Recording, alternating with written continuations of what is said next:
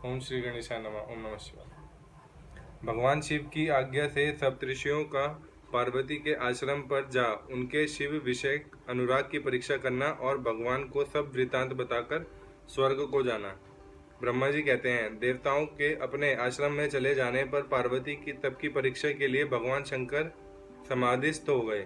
वे स्वयं अपने आप में अपने ही परात्पर स्वस्थ माया रहित तथा उपद्रव शून्य स्वरूप का चिंतन करने लगे। उस ध्येय वस्तु के रूप में साक्षात भगवान महेश्वर ही विराजमान है। उनकी गति का किसी को ज्ञान नहीं होता। वे भगवान वृषभध्वज ही सबके श्रेष्ठ परमेश्वर हैं। तात उन दिनों पार्वती देवी बड़ी भारी तपस्या कर रही थी। उस तपस्या से रुद्रदेव भी बड़े विस्मय में पड़ गए। भक्ताधीन होने के कारण ही वे समाधि से विचलित हो गए और किसी कारण से नहीं। तदनंतर सृष्टिकर्ता हर ने वशिष्ठ आदि सप्तऋषियों का स्मरण किया। उनके स्मरण करते ही वे सातों ऋषि शीघ्र ही वहां आ पहुंचे। उनके मुख पर प्रसन्नता छा रही थी तथा वे सबके सब अपने सौभाग्य की अधिक सराहना करते थे। उन्हें आया देख भगवान शिव के नेत्र प्रसन्नता से प्रफुल्ल कमल के समान खिल उठे और वे हंसते हुए बोले, तात सप्तऋषियों, तुम सब लोग मेरे हितकारी तथा संपूर्ण वस्तुओं के ज्ञान में निपुण हो, अतः शीघ्र मेरी बात सुनो। गिरिराज कुमारी देवेश्वरी पार्वती इस समय सुस्थिर चित्त हो गौरी शिखर नामक पर्वत पर तपस्या कर रही हैं। मुझे पति रूप में प्राप्त करना ही उनका तपस्या का उद्देश्य है। द्विजो, इस समय केवल सखियां उनकी सेवा में हैं। मेरे सिवा दूसरी समस्त कामनाओं का परित्याग करके वे एक उत्तम निश्चय पर पहुंच चुकी हैं। मुनिवरों, तुम सब लोग मेरी आज्ञा से वहां जाओ और प्रेम पूर्ण हृदय से उनकी दृढ़ता की परीक्षा करो। वहां तुम्हें सर्वथा छल युक्त बातें करनी चाहिए। उत्तम व्रतधारी महर्षियों, मेरी आज्ञा से ऐसा करना है, इसलिए तुम्हें संशय नहीं करना चाहिए। भगवान शंकर की यह आज्ञा पाकर वे सातों ऋषि तुरंत ही उस स्थान पर जा पहुंचे जहां दीप्तिमती जगन्माता पार्वती विराजमान थी। सप्तऋषियों ने वहां शिव को तपस्या की मूर्तिमती दूसरी सिद्धि के समान देखा। उनका तेज महान था। वे अपने उत्तम तेज से प्रकाशित हो रही थी। उन उत्तम व्रतधारी सप्तऋषियों ने उन्हें मन ही मन प्रणाम किया और उनके द्वारा विशेषता पूजित हो वे मस्तक झुकाए इस प्रकार बोले। ऋषियों ने कहा, देवी गिरिराज नंदिनी, हमारी यह बात सुनो। हम जानना चाहते हैं कि तुम किस लिए तपस्या करती हो तथा इसके द्वारा किस देवता को और किस फल को पाना चाहती हो। उन द्विजों को इस प्रकार पूछने पर गिरिराज कुमारी देवी शिवा ने उनके सामने अत्यंत गोपनीय होने पर भी सच्ची बात बताई। पार्वती बोली, मुनीश्वरों, आप लोग प्रसन्नता पूर्वक हृदय से मेरी बात सुनो। मैंने अपने बुद्धि से जिसका चिंतन किया है, अपना वह विचार मैं आपके सामने रखती हूँ। आप लोग मेरी असंभव बातें सुनकर मेरा उपहास करेंगे, इसलिए उन्हें कहने में संकोच ही होता है, तथापि कहती हूँ। क्या करूँ? मेरा यह मन अत्यंत दृढ़ता पूर्वक एक उत्कृष्ट कर्म के अनुष्ठान में लगा है और ऐसा करने के लिए विवश हो गया है। यह पानी के ऊपर बहुत बड़ी और ऊंची दीवार खड़ी करना चाहता है। देवर्षि का उपदेश पाकर मैं, भगवान रुद्र मेरे पति हूँ, इस मनोरथ के मन में लिए अत्यंत कठोर तप कर रही हूँ। मेरा मन रूपी पक्षी बिना पंख के ही हठपूर्वक आकाश में उड़ रहा है। मेरे स्वामी करुणा निधान भगवान शंकर ही उसके इस आशा की पूर्ति कर सकते हैं। पार्वती का यह वचन सुनकर वे मुनि हंस पड़े और गिरिजा का सम्मान करते हुए प्रसन्नता पूर्वक छल युक्त मिथ्या वचन बोले। ऋषियों ने कहा, गिरिराज नंदिनी, देवर्षि नारद व्यर्थ ही अपने को पंडित मानते हैं। उनके मन में क्रूरता भरी रहती है। आप समझदार होकर भी क्या उनके चरित्र को नहीं जानती? नारद छल कपट की बातें करते हैं और दूसरों के चित्त को मुंह में डालकर मत डालते हैं। उनकी बातें सुनने से सर्वथा हानि ही होती है। ब्रह्मपुत्र दक्ष के पुत्रों को नारद ने छल पूर्ण उपदेश दिया। उसका यह फल हुआ कि वे सबके सब पिता के घर लौटकर न आ सके। यही हाल उन्होंने दक्ष के दूसरे पुत्रों का भी किया। वे भी उनके चक्कर में आकर भिखारी बन गए। विद्याधर चित्रकेतु को इन्होंने ऐसा उपदेश दिया कि उसका घर ही उजड़ गया। प्रहलाद को अपना चेला बनाकर इन्होंने हिरण्यकश्यप से बड़े बड़े दुख दिलवाए। ये सदा दूसरों की बुद्धि में भेद पैदा किया करते हैं। नारद मुनि कानों को पसंद आने वाली अपनी विद्या जिसको सुना देते हैं, वही अपना घर छोड़कर तत्काल भीख मांगने लगता है। उनका मन मलिन है, केवल शरीर ही सदा उज्जवल दिखाई देता है। हम उन्हें विशेष रूप से जानते हैं क्योंकि उनके साथ रहते हैं। उनका उपदेश पाकर बड़े बड़े विद्वानों द्वारा सम्मानित होने वाली तुम भी व्यर्थ ही बुलावे में आ गई और मूर्ख बनकर दुष्कर तपस्या करने लगी। बाले, तुम जिनके लिए यह भारी तपस्या करती हो, वे रुद्र सदा उदासीन, निर्विकार तथा काम के शत्रु हैं, इसमें संशय नहीं है। वे अमंगलिक वस्तुओं से युक्त शरीर धारण करते हैं, लज्जा को तिलांजलि दे चुके हैं, उनका ना कहीं घर है ना द्वार। वे किस कुल में उत्पन्न हुए इसका भी किसी को नहीं पता। कुत्सित वेश धारण किए वे भूतों तथा प्रेत आदि के साथ रहते हैं और नंग दड़ंग हो शूल धारण किए घूमते रहते हैं। धूर्त नारद ने अपनी माया से तुम्हारे सारे विज्ञान को नष्ट कर दिया है, युक्ति से तुम्हें मोह लिया और तुमसे तप करवाया। देवेश्वरी गिरिराज नंदिनी, तुम ही विचार करो कि ऐसे वर को पाकर तुम्हें क्या सुख मिलेगा। पहले रुद्र ने बुद्धि से खूब सोच विचार कर साध्वी सती से विवाह किया, परंतु वे ऐसे मूड हैं कि कुछ दिन बाद भी उनके साथ निभा न सके। उस बेचारी को वैसे ही दोष देकर उन्हें त्याग दिया और स्वयं स्वतंत्र हो अपने निष्कल और शोक रहित स्वरूप का ध्यान करते हुए उसी में सुखपूर्वक रम गए। देवी, जो सदा अकेले रहने वाले, शांत, संग्रहित और अद्वितीय हैं, उनके साथ किसी स्त्री का निर्वाह कैसे होगा। आज भी कुछ नहीं बिगड़ा, तुम हमारी आज्ञा मानकर घर लौट चलो और इस दुर्बुद्धि को त्याग दो। महाभागे, इससे तुम्हारा भला होगा। तुम्हारे योग्य वर हैं भगवान विष्णु, जो समस्त सद्गुणों से युक्त हैं। वे वैकुंठ में रहते हैं, लक्ष्मी के स्वामी हैं और नाना प्रकार की क्रीड़ाएं करने में कुशल हैं। उनके साथ हम तुम्हारा विवाह करा देंगे और विवाह तुम्हारे लिए समस्त सुखों को देने वाला होगा। पार्वती, तुम्हारा जो रुद्र के साथ विवाह करने का हट है, ऐसे हट को छोड़ दो और सुखी हो जाओ। ब्रह्मा जी कहते हैं, नारद, उनकी ऐसी बात सुनकर जगदम्बिका पार्वती हंस पड़ी और पुनः ज्ञान विशारद मुनियों से बोली। पार्वती ने कहा, मुनीश्वरों, आपने अपनी समझ से ठीक ही कहा है, परंतु द्विजो, मेरा हट भी छूटने वाला नहीं है। मेरा शरीर पर्वत से उत्पन्न होने के कारण मुझ में स्वाभाविक कठोरता विद्यमान है। अपनी बुद्धि से ऐसा विचार कर आप लोग मुझे तपस्या से रोकने का कष्ट ना करें। देवर्षि का उपदेश वाक्य मेरे लिए परम हितकारक है, इसलिए मैं उसे भी नहीं छोड़ूंगी। वेदवेत्ता भी यह मानते हैं कि गुरुजनों का वचन हितकारक होता है, गुरुओं का वचन सत्य होता है। ऐसा जिनका दृढ़ विचार है, उनके इलोक और परलोक में परम सुख की प्राप्ति होती है और दुख कभी नहीं होता। गुरुओं का वचन सत्य होता है, यह विचार जिनके हृदय में नहीं है, उन्हें इलोक और परलोक में दुख प्राप्त होता है, सुख कभी नहीं मिलता। अतः द्विजो, गुरुओं के वचन का कभी किसी तरह भी त्याग नहीं करना चाहिए। मेरा घर बसे या उजड़ जाए, मुझे तो यही हट ही सदा सुख देने वाला है।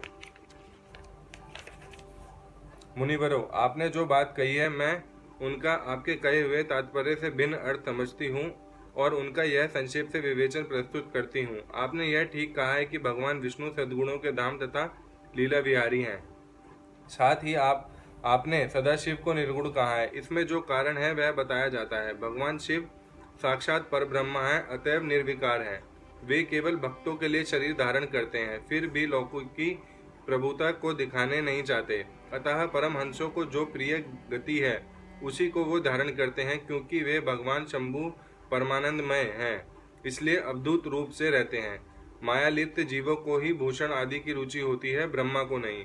वे प्रभु गुणातीत, अजन्मा, माया रहित, अलक्ष्य गति और विराट हैं। द्विजो, भगवान शंभु किसी विशेष धर्म या जाति आदि के कारण किसी पर अनुग्रह नहीं करते। मैं गुरु की कृपा से ही शिव को यथार्थ रूप से जानती हूँ। ब्रह्मर्षियों, यदि शिव मेरे साथ विवाह नहीं करेंगे तो मैं सदा कुमारी ही रह जाऊंगी, परंतु दूसरे के साथ विवाह नहीं करूंगी। यह मैं सत्य कहती हूँ। यदि सूर्य पश्चिम दिशा में उगने लगे, मेरु पर्वत अपने स्थान से विचलित हो जाए, अग्नि शीतलता को अपना ले तथा कमल पर्वत शिखर की शिला के ऊपर खिलने लगे, तो भी मेरा हट छूट नहीं सकता। यह मैं सच्ची बात कहती हूँ। ब्रह्मा जी कहते हैं, नारद, ऐसा कह उन मुनियों को प्रणाम करके गिरिराज कुमारी पार्वती निर्विकार चित्त से शिव का स्मरण करती हुई चुप हो गई। इस प्रकार गिरिजा के उस उत्तम निश्चय को जानकर वे सप्तऋषि भी उनकी जय जयकार करने लगे और उन्होंने पार्वती को उत्तम आशीर्वाद दिया। मुने, गिरिजा देवी की परीक्षा करने वाले वे सातों ऋषि उनको प्रणाम करके प्रसन्नचित्त हो शीघ्र ही भगवान शिव के स्थान को चले गए। वहां पहुंचकर शिव को मस्तक नवा, उनसे सारा वृतांत निवेदन करके उनकी आज्ञा ले वे पुनः सादर स्वर्गलोक को चले गए। अध्याय समाप्त। अगला अध्याय। भगवान शंकर का जटिल तपस्वी ब्राह्मण के रूप में पार्वती के आश्रम पर जाना, उनसे सत्कृत हो उनकी तपस्या का कारण पूछना तथा पार्वती जी का अपनी सखी विजया से सब कुछ कहलाना। ब्रह्मा जी कहते हैं, नारद, उन सप्तऋषियों के अपने लोक में चले जाने पर सुंदर लीला करने वाले साक्षात भगवान शंकर ने देवी की तप की परीक्षा लेने का विचार किया। वे मन ही मन पार्वती से बहुत संतुष्ट थे। परीक्षा के ही बहाने पार्वती जी को देखने के लिए जटाधारी तपस्वी का रूप धारण करके भगवान शंभु उनके वन में गए। अपने तेज से प्रकाशमान अत्यंत बूढ़े ब्राह्मण का रूप धारण करके प्रसन्नचित हो वे दंड और छत्र लिए वहां से प्रस्थित हुए। आश्रम में पहुंचकर उन्होंने देखा देवी शिवा सखियों से घिरी हुई है, वेदी पर बैठी हैं और चंद्रमा का विशुद्ध कला से प्रतीत होती हैं। ब्रह्मचारी का स्वरूप धारण किए भक्त वत्सल शंभु पार्वती देवी को देखकर प्रीति पूर्वक उनके पास गए। उन अद्भुत तेजस्वी ब्राह्मण देवता को आया देख उस समय देवी शिवा ने समस्त पूजन सामग्री द्वारा उनकी पूजा की। जब उनका भली भांति सत्कार हो गया, सामग्रियों द्वारा उनकी पूजा संपन्न कर ली गई, तब पार्वती ने बड़ी प्रसन्नता और प्रेम के साथ उन ब्राह्मण देव से आदर पूर्वक कुशल समाचार पूछा। पार्वती बोली, ब्रह्मचारी का स्वरूप धारण करके आए हुए आप कौन हैं और कहां से पधारे हैं? वेद वेताओं में श्रेष्ठ विप्रवर, आप अपने तेज से इस वन को प्रकाशित कर रहे हैं। मैंने जो कुछ पूछा है उसे बतलाइए।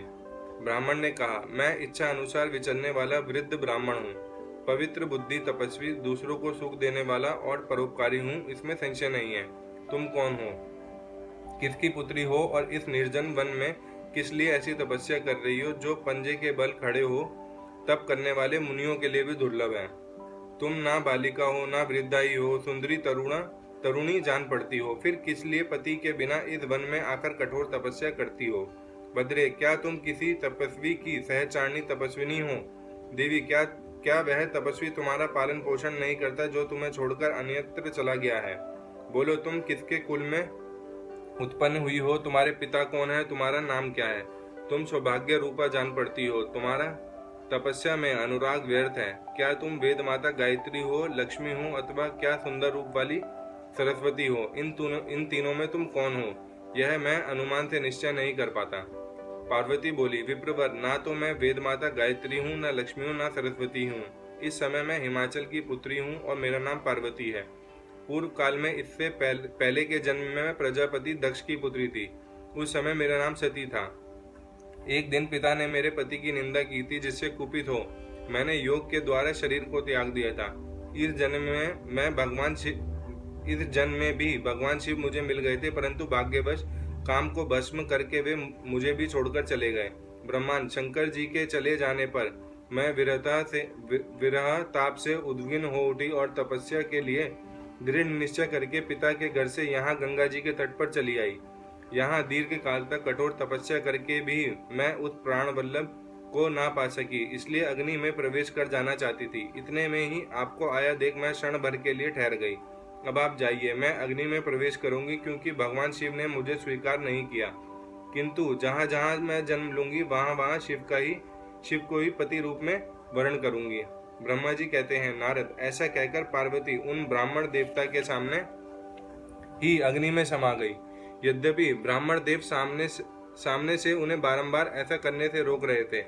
अग्नि में प्रवेश करती हुई पर्वत राजकुमारी पार्वती की तपस्या के प्रभाव से वह आग उसी क्षण चंदन पंख के समान शीतल हो गई। क्षण भर उस आग के भीतर रहकर जब पार्वती आकाश में ऊपर की ओर उठने लगी, तब ब्राह्मण रूपधारी शिव ने सहसा हंसते हुए उनसे पुनः पूछा, अहो भद्रे, तुम्हारा तप क्या है? यह कुछ भी मेरी समझ में नहीं आया। इधर अग्नि से तुम्हारा शरीर नहीं जला, यह तो तपस्या की सफलता का सूचक है, परंतु अब तक तुमने अपना मनोरथ प्राप्त नहीं हुआ, इससे उसकी विफलता प्रकट होती है।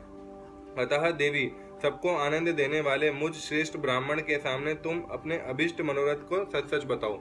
ब्रह्मा जी कहते हैं, नारद, ब्राह्मण के इस प्रकार पूछने पर उत्तम व्रत का पालन करने वाली अंबिका ने अपने सखी को उत्तर देने के लिए प्रेरित किया। पार्वती से प्रेरित हो उनकी विजया नामक प्राण प्यारी सखी ने, जो उत्तम व्रत को जानने वाली थी, जटाधारी तपस्वी से कहा। सखी बोली, साधो, तुमसे पार्वती के उत्तम चरित्र का और इनकी तपस्या के समस्त कारणों का वर्णन करती हूँ। आप सुनना चाहते हो तो सुनिए। मेरी सखी गिरिराज हिमाचल की पुत्री हैं। ये पार्वती और काली नाम से विख्यात है तथा माता मेनका की कन्या है। अब तक किसी ने इनके साथ विवाह नहीं किया। ये भगवान शिव के सिवा दूसरे किसी को चाहती भी नहीं। उन्हीं के लिए 3000 वर्षों से तपस्या कर रही हैं। भगवान शिव की प्राप्ति के लिए ही मेरी इन सखी ने ऐसा तब प्रारंभ किया है। विप्रवर, इसमें जो कारण है उसे मैं बताती हूँ, सुनिए। ये पर्वत राजकुमारी ब्रह्मा, विष्णु तथा इंद्र आदि देवताओं को भी छोड़कर केवल पिनाकपाणी भगवान शंकर को ही पति रूप में प्राप्त करना चाहती हैं और नारद जी के आदेश से यह कठोर तपस्या कर रही हैं। द्विश्रेष्ठ, आपने जो कुछ पूछा था उसके अनुसार मैंने प्रसन्नता पूर्वक अपनी सखी का मनोरथ बता दिया। अब आप और क्या सुनना चाहते हैं? ब्रह्मा जी कहते हैं, नारद, विजय का यह यथार्थ वचन सुनकर जटाधारी तपस्वी रुद्र हंसते हुए बोले, सखी ने यह जो कुछ कहा है उसमें मुझे परिहास का अनुमान होता है। यदि यह सब ठीक हो तो पार्वती देवी अपने मुंह से कहें। जटिल ब्राह्मण के इस प्रकार कहने पर पार्वती देवी अपने मुंह से ही यूं कहने लगी। अध्याय समाप्त। अगला अध्याय। पार्वती की बात सुनकर जटाधारी ब्राह्मण का शिव की निंदा करते हुए पार्वती को उनकी ओर से मन को हटा लेने का आदेश देना। पार्वती बोली, जटाधारी विप्रवर, मेरा सारा वृतांत सुनिए। मेरी सखी ने जो कुछ कहा है वह ज्यों का त्यों सत्य है, उसमें असत्य कुछ भी नहीं है। मैं मन, वाणी और क्रिया द्वारा सत्य ही कहती हूँ, असत्य नहीं। मैंने साक्षात पति भाव से भगवान शंकर का ही वर्ण किया है। यद्यपि जानती हूँ वह दुर्लभ वस्तु भला मुझे कैसे प्राप्त हो सकती है, तथापि मन की उत्कंठा से विवश हो मैं तपस्या कर रही हूँ। ब्राह्मण से ऐसी बात कहकर पार्वती देवी उस समय चुप हो गई। तब उनकी वह बात सुनकर ब्राह्मण ने कहा। ब्राह्मण बोले, इस समय तक मेरे मन में यह जानने की प्रबल इच्छा थी कि ये देवी किस दुर्लभ वस्तु को चाहती हैं जिसके लिए ऐसा महान तप कर रही है। किंतु देवी, तुम्हारे मुखराविंद से सब कुछ सुनकर उस अभिष्ट वस्तु को जान लेने के बाद अब मैं यहाँ से जा रहा हूँ। तुम्हारी जैसी इच्छा हो वैसा करो। यदि तुम मुझसे ना कहती तो मित्रता निष्फल होती। अब जैसा तुम्हारा कार्य है वैसा ही इसका परिणाम होगा। जब तुम्हें इसी में सुख है तब मुझे कुछ नहीं कहना। वहां से ऐसी बात कहकर ब्राह्मण ने ज्यों ही जाने का विचार किया त्यों ही पार्वती देवी ने प्रणाम करके उनसे इस प्रकार कहा। पार्वती बोली, विप्रवर, आप क्यों जाएंगे? ठहरिए और मेरे हित की बात बताइए।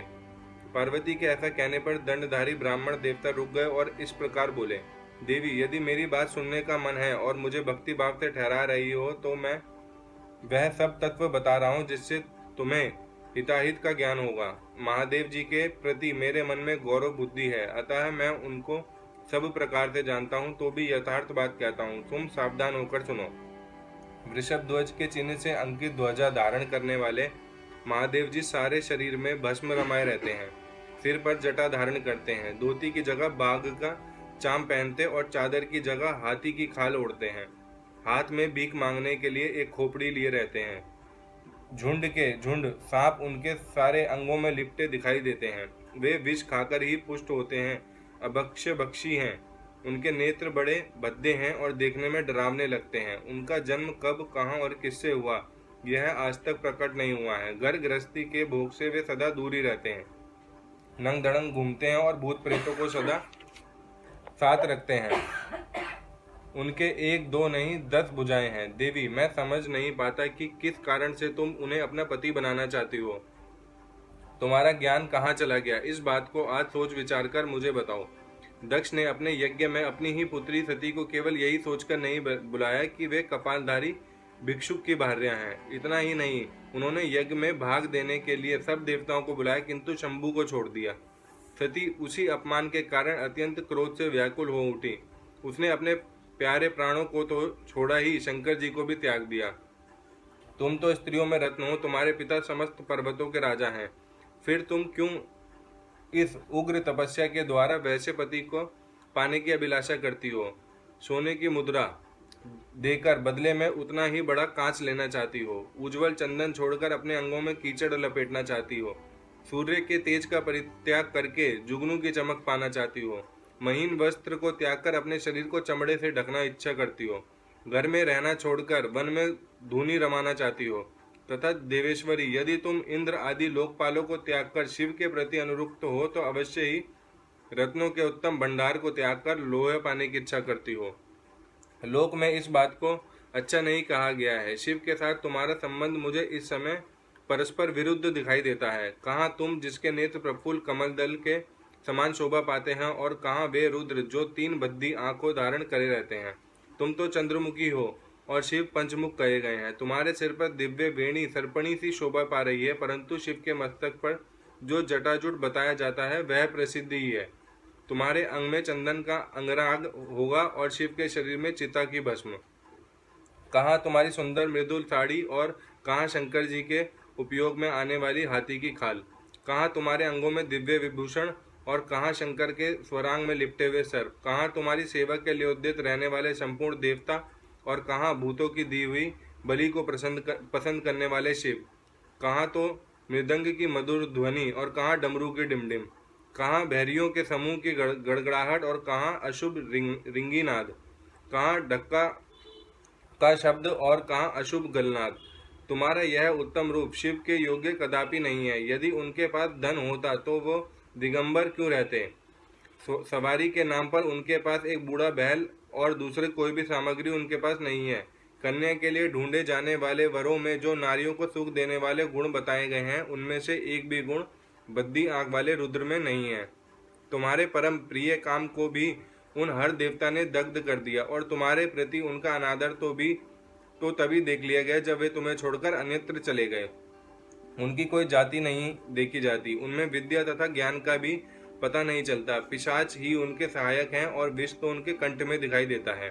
वे सदा अकेले रहने वाले और विशेष रूप से विरक्त हैं, इसलिए तुम्हें हर के साथ ही अपने मन को नहीं जोड़ना चाहिए। कहाँ तुम्हारे कंठ में सुंदर हार है और उनके गलों में नरमुंडों की माला। देवी तुम्हारे और हर के रूप आदि सब एक दूसरे के विरुद्ध हैं, अतः मुझे तो यह संबंध नहीं रुचता। फिर तुम्हारी जैसी इच्छा हो वैसा करो। संसार में जो कुछ भी असदस्तु है वह सब कुछ तुम्हें स्वयं चाहने लगे हो, अतः मैं कहता हूँ कि तुम उस असत की ओर से अपने मन को हटा लो, अन्यथा जो चाहो वह करो, मुझे कुछ नहीं कहना। ब्रह्मा जी कहते हैं, नारद, यह बात सुनकर पार्वती शिव की निंदा करने वाले ब्राह्मण पर मन ही मन कुपित हो उठी और उनसे इस प्रकार बोली। अध्याय समाप्त। अगला अध्याय। पार्वती जी का परमेश्वर शिव की महत्ता का प्रतिपादन करना, रोष पूर्वक जटिल ब्राह्मण को फटकारना, सखी द्वारा उन्हें फिर बोलने से रोकना तथा भगवान शिव का उन्हें प्रत्यक्ष दर्शन दे अपने साथ चलने के लिए कहना। पार्वती बोली, बाबा जी, अब तक तो मैंने यह समझा था कि कोई दूसरे ज्ञानी महात्मा आ गए हैं, परंतु अब सब ज्ञात हो गया है। आपकी कलई खुल गई। आपसे क्या कहूँ, विशेषता उस दशा में जब आप अवध्य ब्राह्मण हैं, ब्राह्मण देवता। आपने जो कुछ कहा है वह सब मुझे ज्ञात है, परंतु वह सब झूठा ही है, सत्य कुछ नहीं है। आपने कहा था कि मैं शिव को जानता हूँ। यदि आपकी यह बात ठीक होती तो आप ऐसी युक्ति एवं बुद्धि के विरुद्ध बात नहीं बोलते। यह ठीक है कि कभी कभी महेश्वर अपनी लीला शक्ति से प्रेरित हो तथा कथित अद्भुत वेश धारण कर लिया करते हैं, परंतु वास्तव में वे साक्षात पर ब्रह्मा परमात्मा हैं। उन्होंने स्वेच्छा से ही शरीर धारण किया है। आप ब्रह्मचारी का स्वरूप धारण कर मुझे ठगने के लिए उद्यत हो यहाँ आए हैं और अनुचित एवं असंगत युक्तियों का सहारा ले छल कपट से युक्त बातें बोल रहे हैं। मैं भगवान शंकर के स्वरूप को भली भांति जानती हूँ, इसलिए यथा योग्य विचार करके उनके तत्व का वर्णन करती हूँ। वास्तव में शिव निर्गुण ब्रह्मा है, कारणवश सगुण हो गए हैं। जो निर्गुण है, समस्त गुण जिनके स्वरूप भूत हैं, उनकी जाति कैसे हो सकती है। वे भगवान सदाशिव समस्त विद्याओं के आधार हैं। फिर उन पूर्ण परमात्मा को किसी विद्या से क्या काम।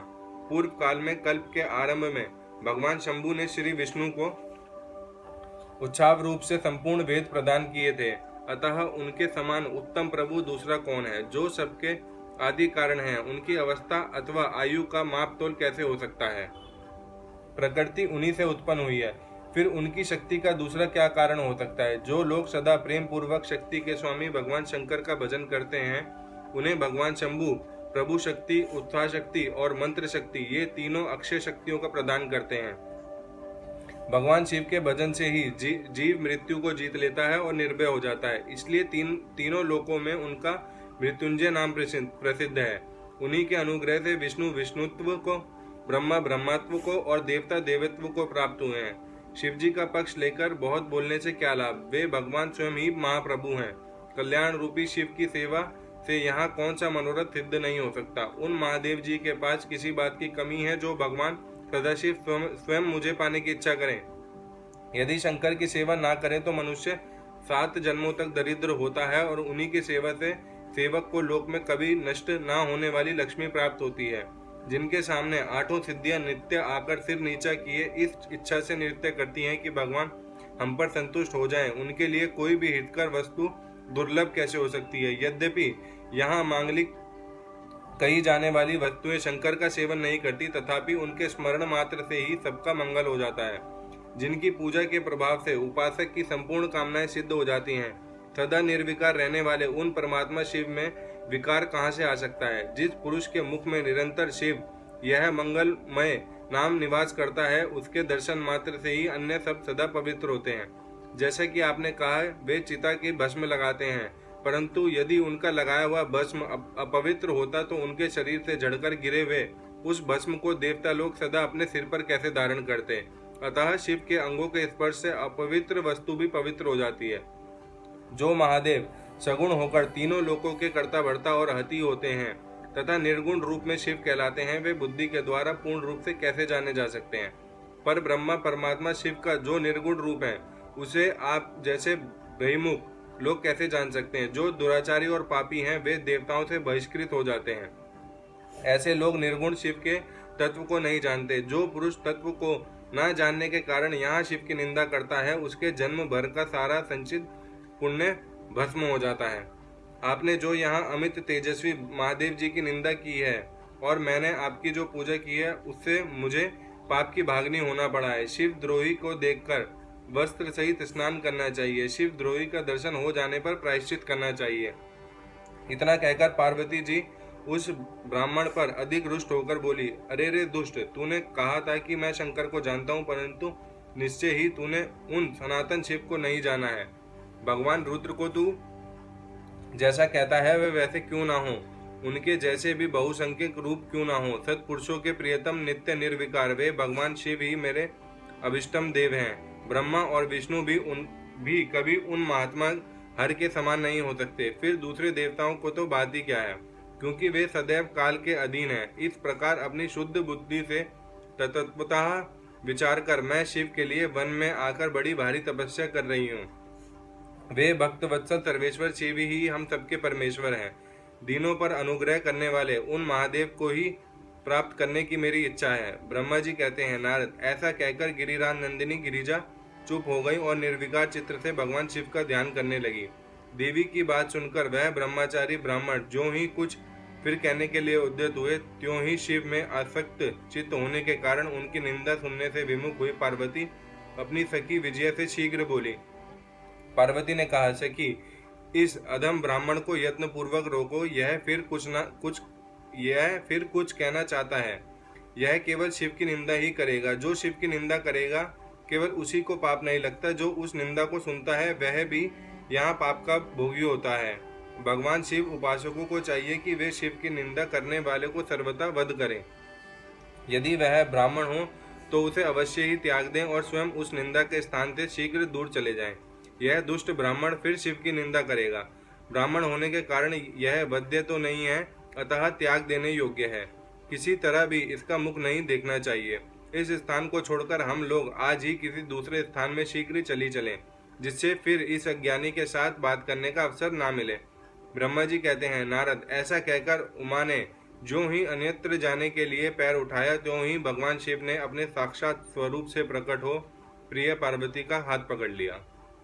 शिवा जैसे स्वरूप का ध्यान करती थी, वैसा ही सुंदर रूप धारण करके शिव ने उन्हें दर्शन दिया। पार्वती ने लज्जावत अपना मुंह नीचे की ओर कर लिया। तब भगवान शिव उनसे बोले, प्रिय, मुझे छोड़कर कहाँ जाओगी? अब मैं फिर कभी तुम्हारा त्याग नहीं करूंगा। मैं प्रसन्न हूँ, वर मांगो। मुझे तुम्हारे लिए कुछ भी अधेय नहीं है। देवी, आज से मैं तपस्या के मोल खरीदा हुआ तुम्हारा दास हूँ। तुम्हारे सौंदर्य ने भी मुझे मोह लिया है। अब तुम्हारे बिना मुझे एक क्षण भी युग के समान जान पड़ता है। लज्जा छोड़ो, तुम तो मेरी सनातन पत्नी हो। गिरिराज नंदिनी महेश्वरी, मैंने जो कुछ कहा है उस पर श्रेष्ठ बुद्धि से विचार करो। सुस्थिर चित्त वाली पार्वती, मैंने नाना प्रकार से तुम्हारी बारंबार परीक्षा ली है। लोक लीला का अनुसरण करने वाले मुझ स्वजन के अपराध को क्षमा कर दो। शिवे, तीनों लोकों में तुम्हारे जैसे अनुरागिणी मुझे दूसरी कोई दिखाई नहीं देती। मैं सर्वथा तुम्हारे अधीन हूँ। तुम्हारी इच्छा पूर्ण हो प्रिय मेरे पास आओ, तुम मेरी पत्नी हो और मैं तुम्हारा वर हूँ। तुम्हारे साथ मैं शीघ्र ही अपना निवास स्थान उत्तम पर्वत कैलाश को चलूंगा। ब्रह्मा जी कहते हैं, देवादेव महादेव जी के ऐसा कहने पर पार्वती देवी आनंदमग्न हो उठी। उनका तपस्या जनित पहले का सारा कष्ट मिट गया। मुनिश्रेष्ठ, सती साध्वी पार्वती की सारी थकावट दूर हो गई, क्योंकि परिश्रम फल प्राप्त हो जाने पर प्राणी का पहले वाला सारा श्रम नष्ट हो जाता है। ओम नमः शिवाय। कितनी अच्छी बात है ना।